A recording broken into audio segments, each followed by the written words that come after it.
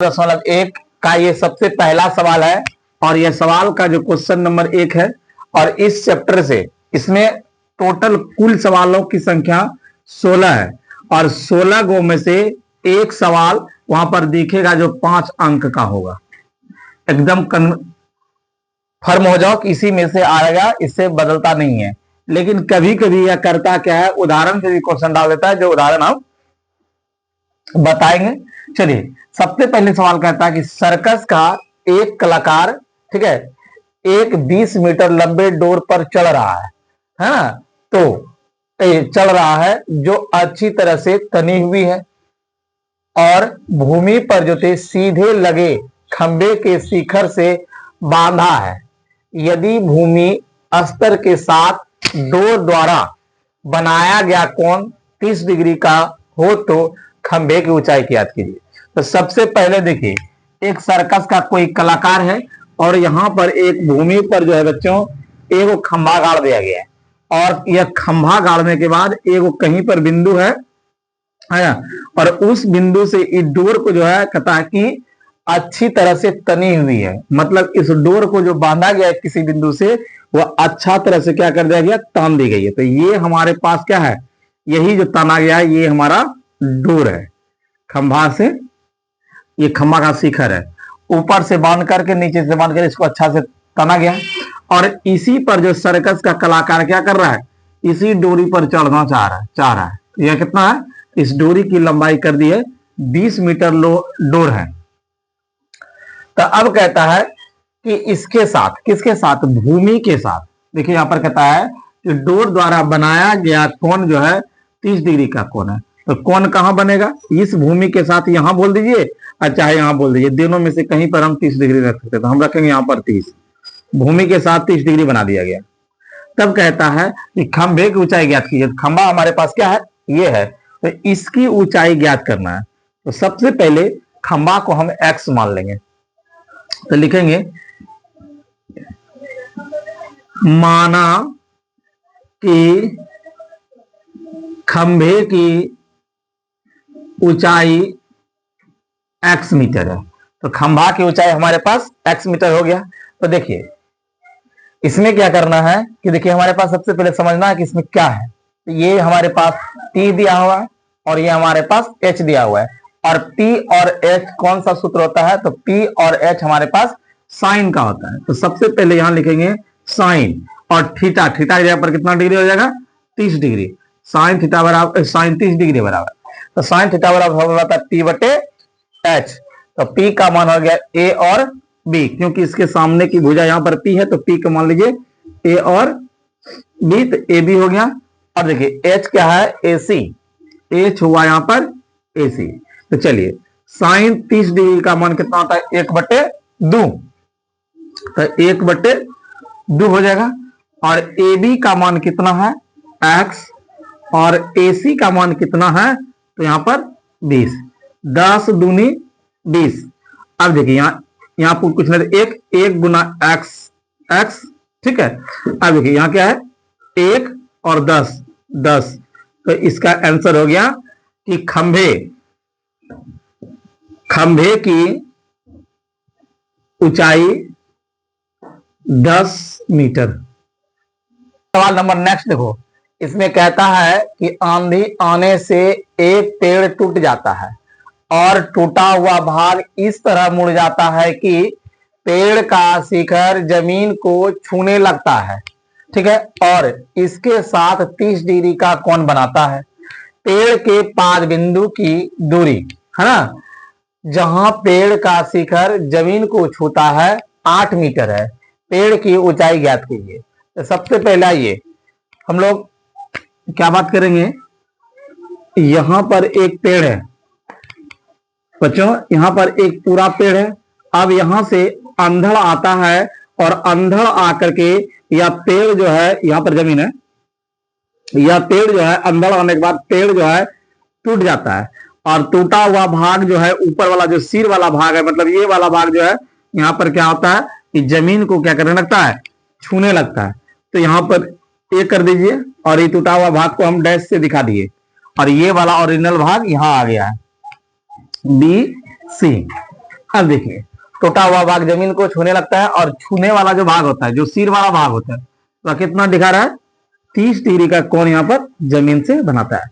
अब कहता है कि पेड़ के पाद बिंदु की दूरी, तो पेड़ के पाद बिंदु मतलब पेड़ यहाँ पर खड़ा था, इसका पैर और शिखर, इस दोनों की जो बिंदु की जो दूरी है यहाँ पर 8 मीटर बताई गई है। 8 मीटर हो तो पेड़ की ऊंचाई ज्ञात कीजिए। तो पेड़ की ऊंचाई कैसे ज्ञात होगा, तो पेड़ की ऊंचाई ज्ञात होगा ये और ये दोनों को जोड़ने के बाद क्या हो जाएगा, पेड़ की ऊंचाई। तो कुल पेड़ की ऊंचाई क्या हो सकता है, ये सी, अभी मानिए तो ये सी कहाँ है, अभी नीचे है, लेकिन फिलहाल पहले सी कहाँ हो सकता था, ऊपर हो सकता था। तो मतलब बी और सी मेरा क्या है, पूरा पेड़ है। या लिखेंगे कि पेड़ की ऊंचाई, पेड़ की ऊंचाई तो अभी है BC। तो BC कैसे निकालेंगे, तो पेड़ की ऊंचाई यहां पर BC है, तो BC देखिए क्या है, तो BC हमारे पास AC प्लस A और B, ये कुल पेड़ की ऊंचाई हो गया। सबसे पहले देखिए इस बार हम इसे कुछ नहीं मानेंगे, डायरेक्ट क्या होगा, ये भी कुछ भाग है और ये भी कुछ भाग है। तो चलिए, तो सबसे पहले निकालेंगे, इधर P है और इधर B है, तो P और B किसके लिए, 10 के लिए। तो लिखेंगे 10 कितना डिग्री, 30 डिग्री, तो 10 30 डिग्री और P बटे B, तो P का मान क्या है, A और B, तो यहां पर AB बटे BC, 10 30 का मान होता है 1/√3 और AB का मान कुछ नहीं तो AB, ध्यान दीजिए AB का मान कुछ नहीं तो AB रहने दीजिए। तो AB क्योंकि x y इस बार कुछ नहीं मानना है। BC क्या है, तो BC मेरा है 8 सेंटीमीटर, मतलब 8 मीटर। अब कोना को गुना कर दीजिए, कोना को गुना करेंगे, √3AB बराबर 8 गुना 1 8, तो AB बराबर बच्चे हो जाएगा 8/√3। अब सेम इसी प्रकार से ये तो निकल गया। अब ये भाग कैसे निकालेंगे, तो ये भाग हमारा कर्ण में बदल गया है, तो डायरेक्ट बना दीजिए, ये दिया हुआ है पहले से, क्या होगा H और B, आइए आप B/H का फॉर्मूला लगा दीजिए, तो लिखेंगे H/B या B/H, तो B/H किसमें होता है, B/H cos, तो लिखेंगे कि cos 30 डिग्री, cos 30 डिग्री बराबर B/H, तो B का वैल्यू कितना है, BC और H का वैल्यू AC, H का वैल्यू AC। अब देखिए तो cos 30 का वैल्यू हो जाएगा √3/2। अब BC कितना है, BC हमारे पास 8 दिया है और AC क्या है, AC कुछ नहीं, AC हमें क्या करना है, निकालना है, AC को AC रहने दीजिए, ध्यानपूर्वक देखना है। इसको गुना करेंगे, हो जाएगा √3AC इज इक्वल टू 8 दूनी 16, तो AC बराबर 16/√3। तो देखिए अभी हमने बताया था पेड़ की कुल ऊंचाई मतलब BC बराबर क्या है, AC प्लस AB, तो यहां पर देखिए BC बराबर AC प्लस AB, तो AC का मान कितना है, AC का मान देखिए 16/√3 निकाला गया है, अब प्लस AB का मान है 8/√3। अब देखिए इस दोनों से हम क्या करेंगे, एलसीएम ले लेंगे, यहां हो जाएगा √3 क्या हो जाएगा, समाप्त हो जाएगा, यहां बचेगा 16 प्लस √3 खत्म हो जाएगा, यहां होगा 8, इस दोनों को जोड़िए 16 और 8 कितना हो जाएगा, 24/√3। अब देखिए √3 हो गया, इसको हर परमेकरण कर दीजिए, इसलिए कि √3 को हर परमेकरण करने पर, तो यहां पर हर परमेकरण का मतलब होता है यही चीज से ऊपर नीचे गुना कर दीजिए, जो नीचे है रूट में उसको गुना करना होगा, तो यहां हो गया 24√3 बटे √3 कट जाएगा कितना बार में, 8 बार में, तो ये कितना हो गया 8√3 मीटर, मतलब कुल पेड़ की ऊंचाई। यहां पर ये क्या आ गया, कुल पेड़ की लंबाई कर दीजिए, लंबाई, ये हुआ आंसर। चलिए देखिए क्वेश्चन कहता है नंबर 3 में, कहता है कि एक ठेकेदार जो थे बच्चों को खेलने के लिए एक फिसलन पट्टी बनाती है और दो फिसलन पट्टी बनाती है, एक नहीं दो, मतलब एक पार्क है और उसमें दो फिसलन पट्टी बनाती है। और कहता है 5 वर्ष से कम उम्र के बच्चों के लिए वह एक ऐसी फिसलन पट्टी लगाना चाहती है जिसका शिखर 1.5 मीटर ऊंचा पर हो। मतलब देखिए दो उम्र का बच्चा है, एक 5 वर्ष का है और एक जो है 5 वर्ष से जो भी है कम बेस। सबसे पहले देखते हैं कि दो फिसलन पट्टी बनाया गया, एक फिसलन पट्टी ये दी गई है, ठीक है, ये फिसलन पट्टी एक है और ये जो 5 वर्ष के जो उम्र के बच्चे हैं इसके लिए फिसलन पट्टी है। फिसलन पट्टी मतलब ससरौआ, स्कूल में देखा होगा। इसकी ऊंचाई दी गई है 1.5 मीटर, तो इसको ए बी और सी कर दीजिए, ध्यान से देखते रहो, ठीक है। इसकी ऊंचाई 1.5 मीटर पर हो और भूमि के साथ 30 डिग्री का कोण बना रहा है। अब देखिए इसके साथ यह 30 डिग्री का कोण बना रहा है, ठीक, मतलब ये बच्चा ससरेगा इसमें। अगर जबकि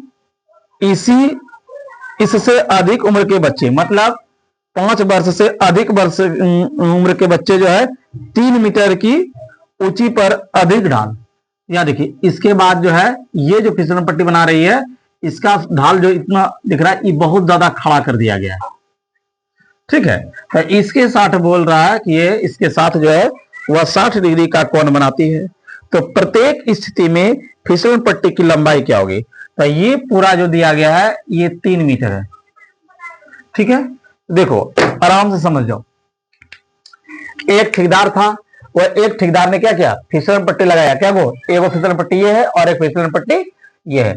ये जो फिसलन पट्टी है यह 5 वर्ष से कम उम्र के बच्चे के लिए है और ये जो फिसलन पट्टी है उससे अधिक वर्ष के लिए है ना, 5 से ज्यादा। तो इसका जो ऊंचाई दिया गया है 3 मीटर और इसका जो छोटका वाला का है 1.5 मीटर, है ना। तो यहां पर से वह ससरे की जिसको ढाल दिया गया ताकि हदास नहीं लगे, और इसको जो दिया गया है पूरा खड़ा कर दिया गया है क्योंकि इसका कौन 60 पर बन रहा है तो ज्यादा बड़ा, तो वहां से सर से सर जाएगा। तो इसकी ये जो फिसलन पट्टी है ना इसकी लंबाई पूछ रही है क्या होगी। तो फिसलन पट्टी को सबसे पहले इसमें एक्स मान लीजिए और नहीं भी मानेंगे तो कोई बात नहीं है। तो सबसे पहले लिखेंगे कि समकोण त्रिभुज ए बी सी में, देखिए ये त्रिभुज की बात कर रहे हैं, समकोण त्रिभुज ए बी सी में। तो फिसलन पट्टी की लंबाई कैसे निकालना होता है? फिसलन पट्टी की लंबाई हमारे पास एसी दिया गया है अभी फिलहाल, तो लिख लेते हैं। माना कि फिसलन पट्टी की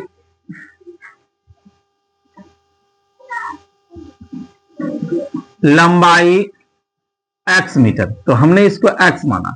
तो देखिए यहां पर ये क्या है, ये P है और ये क्या है H है, और P और H किसके लिए होता है, साइन के लिए होता है फॉर्मूला। तो लिखेंगे साइन और थीटा के जगह कितना रखना हमको 30 डिग्री। तो देखो बच्चों साइन 30 डिग्री, तो साइन 30 डिग्री बराबर हो गया। अब P का मान कितना है, P को पहले लिखिए ए बी और H क्या हो जाएगा ए सी। साइन 30 का वैल्यू कितना होता है 1/2। अच्छा, और ए बी क्या है, ए और बी का वैल्यू कितना दिया गया 1.5 और ए सी कितना माने हैं हम लोग x। तो कोना कोनी गुना कर दीजिए, x गुना 1 x और 1.5 गुना 2, तो 1.5 दूनी 3। तो ये बच्चा के लिए जो है ये फिसल पट्टी कितना मीटर का होना चाहिए 3 मीटर का। अब देखिए सेम इसी प्रकार से अब इसमें करेंगे, यहां पर लिखिए पी क्यू आर, लिखेंगे समकोण त्रिभुज पी क्यू आर में, है ना। तो इसको कर दीजिए माना कि फिसलन पट्टी की लंबाई, इस लंबाई को y मान लीजिए, y मीटर है। तो देखिए इसमें P और H किसके लिए होता है फॉर्मूला साइन के लिए। तो लिखेंगे साइन थीटा का मान कितना डिग्री है 60 डिग्री अब देखिए P का मान, P हो जाएगा ए P Q अब बटे H क्या हो जाएगा P और R, PRH। देखिए tan 60 का मान होता है √3/2 इज इक्वल टू P का मान कितना है 3, मतलब PQ का मान 3 है और H का मान कितना मान है y। अब क्या करना है, कोना कोनी गुना कर दीजिए, इसको कोना कोनी गुना कर देंगे तो √3 y बराबर 3 दूनी 6, तो y बराबर हो जाएगा 6/√3। अभी इसके पहले बताए थे कि जब नीचे √3 √2 या कुछ आ जाए उसको हर परमेकरण कर दीजिए, तो हर परमेकरण करने के बाद √3/√3 से गुना हो जाएगा, 6 गुना √3 6√3 अब बटे √3 दोनों को काट दीजिए, यहां जाएगा 2√3 मीटर, इसका आंसर होगा। चलिए अगला देखिए, अगला है नंबर 4, कहता है भूमि के एक बिंदु से जो मीनार के पाद बिंदु से, ठीक है, भूमि के एक बिंदु से मीनार के पाद बिंदु से 30 मीटर की दूरी पर एक 30 मीटर दूरी पर है, उसके बाद मीनार की शिखर का उन्नयन कोण 30 डिग्री है, तो मीनार की ऊंचाई ज्ञात करें। तो देखिए सबसे पहले एगो मीनार दीजिए, यहां पर एगो मीनार को खड़ा कर दे रहे हैं, सबको इसी तरह समझेंगे कि सबसे पहले जो जो पूछ रहा है वो करेंगे। तो पहले कहता है भूमि के एक बिंदु से मीनार के पाद बिंदु, तो ये मीनार हो गया, ठीक है, और भूमि का एक बिंदु कहीं पर एगो ले लीजिए, इससे इसको मिला दीजिए, ठीक है, मीनार के पाद बिंदु, तो मीनार का पाद बिंदु ये है और भूमि का बिंदु ये है, इस दोनों की जो बीच की दूरी दिया गया है साफ कह रहा है 30 मीटर दूरी पर है, ठीक है, तो इसका पाद बिंदु प्लस ये बिंदु कितना मीटर पर है 30 मीटर की दूरी पर। मीनार के शिखर का उन्नयन कोण, मीनार के शिखर का जो उन्नयन कोण है यहां पर कितना बता रहा है 30 डिग्री बता रहा है। तो मीनार के शिखर का उन्नयन कोण, देखिए एक बात समझो, मीनार का यदि शिखर बोल रहा है तो शिखर ये होता है, मीनार का जो शिखर बोल रहा है शिखर ये होता है, और यहां पर 30 डिग्री बना रहा है, तो ये 30 भी लिख सकते हैं या यहां भी लिख सकते हैं, कोई दिक्कत नहीं है, फिलहाल हम ऊपर ही चल देते हैं क्योंकि मीनार के शिखर का उन्नयन कोण, शिखर का यहां पर 30 डिग्री बोल रहा है, तेरा मीनार की ऊंचाई ज्ञात कीजिए, ये हमारे पास x हो गया। चलिए अब आइए, तो ए बी सी तो लिखेंगे माना कि मीनार की ऊंचाई x मीटर है, ठीक है।